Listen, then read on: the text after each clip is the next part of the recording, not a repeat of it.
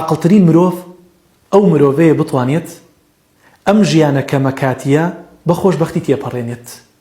ئەمە منتەهای سەقافەت و تعلیمە بەڕێزانم. کەسێ بتوانێت لە ئەم دنیایەدا بە کامەرانی بە خۆشبەختی پڕ لە ئارامی و دوور لە کێشە بەرێتە سەر. ئێمە ماڵی دنیامان بۆ چییە؟ شەو ڕۆژمان کرۆتە سەر یەک، بە گەرما بە سەرما، بە خۆشی بە ناخۆشی تەقەلامانە ماڵی دنیا لە دەوری خۆمان کۆکەینەوە. خانوویکی خۆشمان هەبێ، سەیارێکی مۆدێل بەرزمان هەبێت، مەزرعەیەکی باشمان هەبێت، ژیانێکی ئاساییمان هەبێ بۆ خۆشبەخت بین. دەی زۆر بەمان ئەوەشمان کردووە خۆشبەخت نەبووینە. هەموو هۆکارەکەی بەڕێزانم ئەوەی ئێمە لە دەرگاکانی خۆشبەختیمان نەداوەکە خۆی. ئێمە بە ڕێگاکانی خۆشبەختیە تێپەڕ نەبووینە. بەڕێزانم ئیمڕۆ زۆرم پێخۆشە لە خزمەت جەنابتانە لە دەرگایە بم، لە دەرگایەکی خۆشبەختی بم، لەسەر خۆم و ئێوەشی واڵاکەم و هەمومان بچینە ژوورەوە.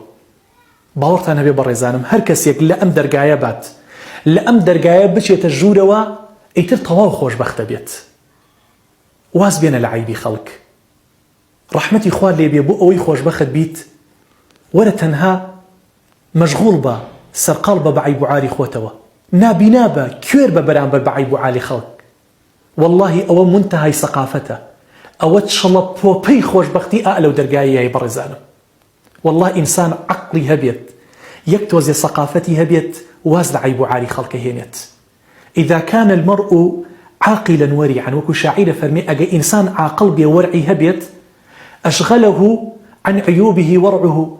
أبيت عقلك دين داري كد ورع كد وار يبكى تنهى وتنهى سرقال ببابا عيب عاري خوته. كما السقيم المريض يشغله عن وجع الناس كلهم وجعه.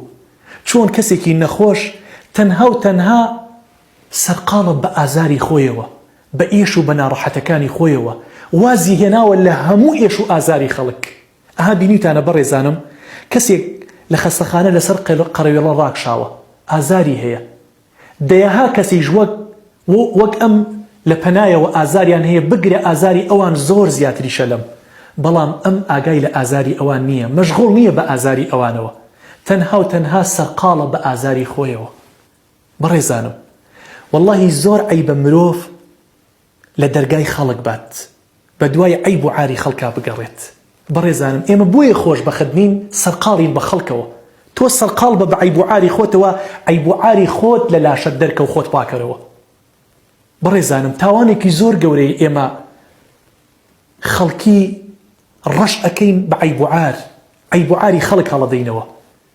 ابن القيم برحمة بي لما مدارج السالكين أفرمي إن تعيرك لأخيك بذنبه أعظم إثما من ذنبه.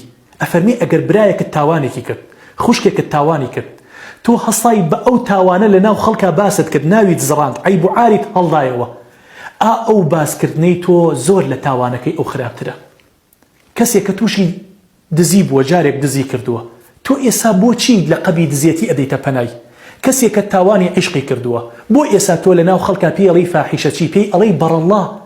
حاشا للروي جنابتان زور جار آفرت جملة آفرت بوينوا بآفرتي كيتروا وتوتي قحبية تنها رنج ناميكي بو كوري نارد بيشتكي نارد بيت. والله أول شيء تو زور لتاوانك أو خرابتره. أعظم إثما وأشد معصية، زور لتاوانك أو قيزون ترى. بوي بريزانم بياو شاكان زور لو ترساون كباسي عيب عاري خلقا. ابن مسعود يكيك لوانية رضا ورحمتي خوالي بأفرميه والله هیچ جاریە گاڵتەم بە خەڵک نەکردووە، تەنانەت ئاژەڵان لە ئاژەڵیشا گاڵتەم بە کەس نەکردووە، لەوانە سەگ.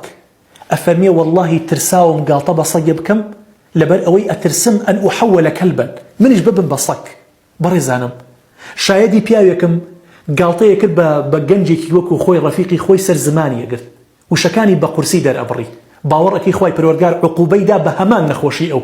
ئێستا سوبحان الله ئەم وەکو ئەو برادەری خۆی سەر زمانی قورس و قسەی بۆ نایەت. دەی بەڕێزانم واللهی قەبیحترین شتی مرۆڤ ئەو مرۆڤ یعنی ئەوەیە تۆ عیب و عاری خەڵک هەڵدەیتەوە. یعنی قەبیح من الإنسان ينسى عيوبه. قەبیحترین ئینسان یان قەبیحترین شت لە ئینسانە ئەوەیە عیبەکانی خۆی لەبیر کات. ويذكر عيبا لأخيه قد اختفى. باسی عیبی برایەکێکا خوشکێکا کە خوای گەورە بۆی شاردۆتەوە، سەتری کردووە، ئەم ئەچێ هەڵیەداتەوە.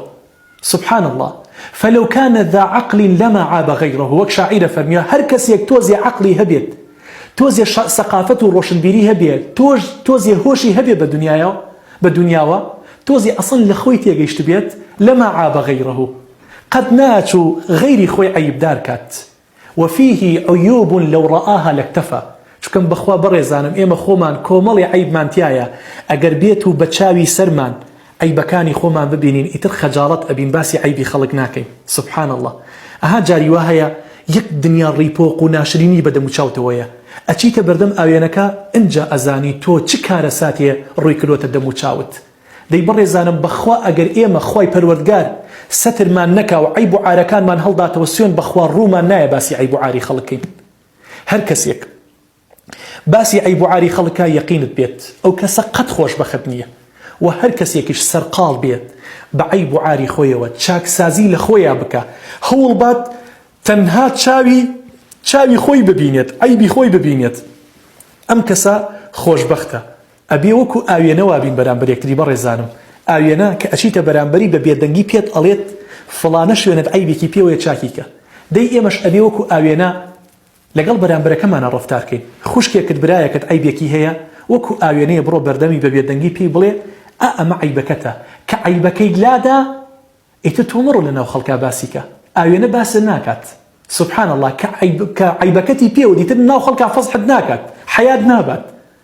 بۆیە من سەعادەتی المەڕ یەکێک لە خۆشبەختیەکانی مرۆڤ ئەوەیە مەشغوڵ بێ بە عەیبی خۆیەوە و واز لە عەیبی خەڵکی بێنێت.